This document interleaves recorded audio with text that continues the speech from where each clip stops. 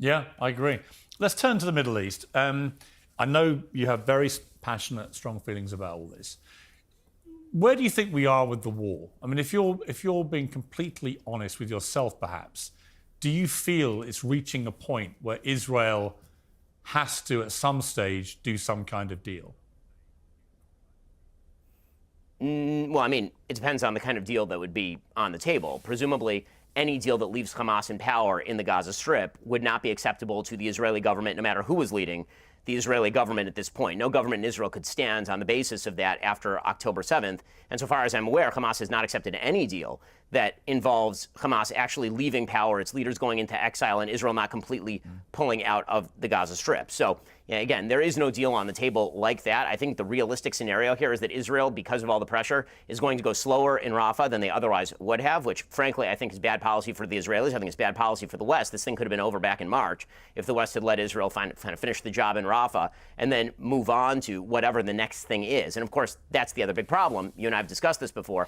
What is the next thing? Who's willing to take responsibility for the situation in the Gaza Strip other than the Israeli military? It's not the Americans, not the UAE, it's not the Jordanians, not the Saudis, not the Egyptians, none of whom, by the way, will accept any Palestinian refugees under any circumstances, good or bad. So, again, that's an intractable problem. But as far as finishing off Hamas as a functioning, well-organized military machine, the final step of that is finishing things off in Rafah, where there's still at least 3 battalions of Hamas fighters in Rafah. Of course, the biggest problem for Israel right now actually may not militarily be in the south. The biggest problem for Israel right now is militarily in the north, where Hezbollah has really been upping the ante.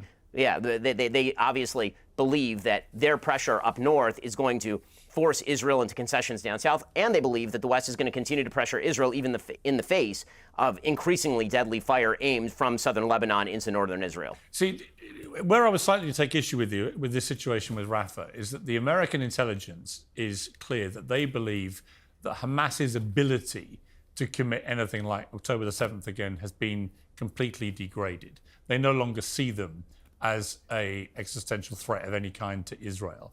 And that, of course, you've got hundreds of thousands of innocent women and kids in this refugee camp. And you've also got the remaining members of Hamas deliberately putting themselves around refugees and almost, I would imagine, hoping that Israel continues to bomb, because each time they land a bomb, tents will catch fire and 50 more civilians get killed and more opprobrium rains on Israel's head. And that there's a kind of no-win scenario there, and the ultimate gain that gets Israel to finish off Hamas in Rafah will be completely negated by the downside of so many more civilians being killed. Do you believe that the American intelligence is correct, that Hamas has now been degraded to the extent where there's no actual military point in continuing this? Well, that's a massive moving of the goalposts. Remember, the original goal of the war was to extirpate Hamas as the ruling authority in the Gaza Strip, because they had built hundreds of kilometers of terror tunnels and they had access to I agree Hamas should be. I agree Hamas can't return to Strip. Yeah, let's agree that Hamas can't return to power. I don't think that is remotely ever going to be allowed to happen, and I would be totally supportive of Israel. But do you not think that now is a moment for the deal to be done? And how obstructive to that deal is Netanyahu, who Biden made pretty explicit that he believes that a lot of the reason that he's continuing the war is that at the end of it, he's out of a job because the Israelis want him to be held accountable for what happened, even though they support the war effort. Well, that's...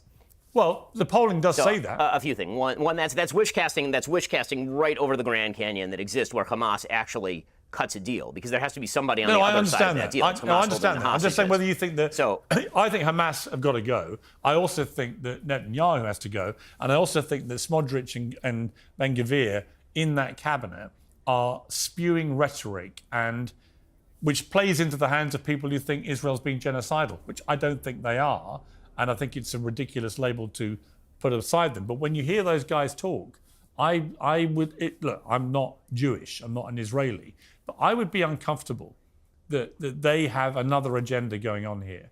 and that this doesn't reflect what Well, most they're not part Israelis of the war want. cabinet. I mean, the immediate war cabinet right now, I mean, just to get technical, the immediate war cabinet in Israel is Netanyahu, his defense minister Yoav Gallant, who's a member of Likud, and Benny Gantz, who's a member of his own party and the chief rival to Netanyahu for the prime ministership. So that government still exists. That may collapse in terms of the war cabinet. The actual sitting government of the state of Israel is, of course, a coalition government that does include right-wing parties who are calling on Netanyahu to finish the job. But again, if there were an optimal situation where Hamas leaves, where the leadership of Hamas goes into exile, and where some form of Gazan native leadership is brought up to bear, Israel, I think, pretty much along all lines, with maybe the exception of Smotrich and Ben-Gvir, would be totally willing to do that. That deal is not on the table. I can't say this enough. What Joe Biden has been doing right now is actually an incredibly, incredibly dishonest tactic. He essentially walked out a deal that was vague on the central point of the negotiation, which is whether Hamas would go and how. And then he proclaimed that Israel had accepted it. And then he proclaimed that Israel should accept it. So,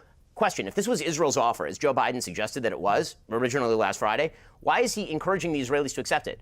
They made the offer. When was the last time you made an offer, Piers, that somebody then came back to you and said, Piers, will you accept the offer that you just made?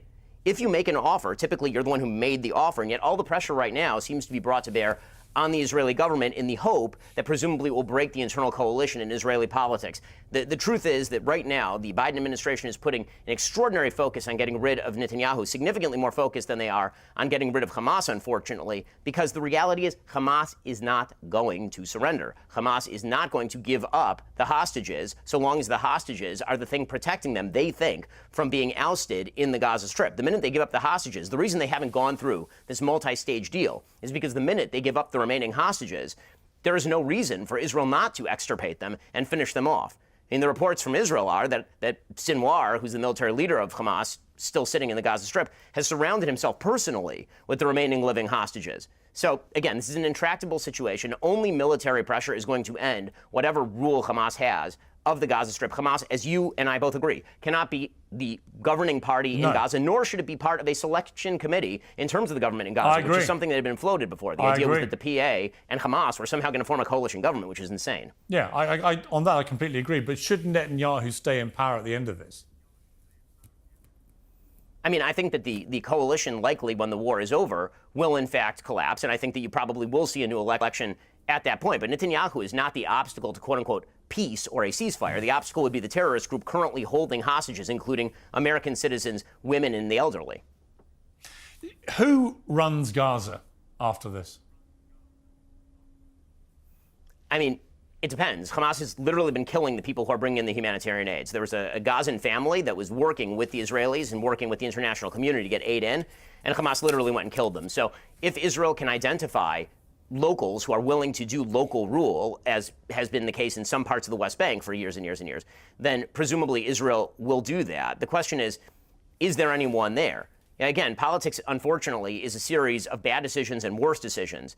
The Israelis want nothing less than to station 30 to 40,000 troops in Gaza for the duration. They don't want that. But the problem is they can't hand it back over to a population that is 70 to 80% supportive of October 7th and Hamas in the hopes that that population will suddenly moderate and become a full-fledged, flourishing member of the international community. They tried that in 2005, 2006, and they got October 7th for their troubles.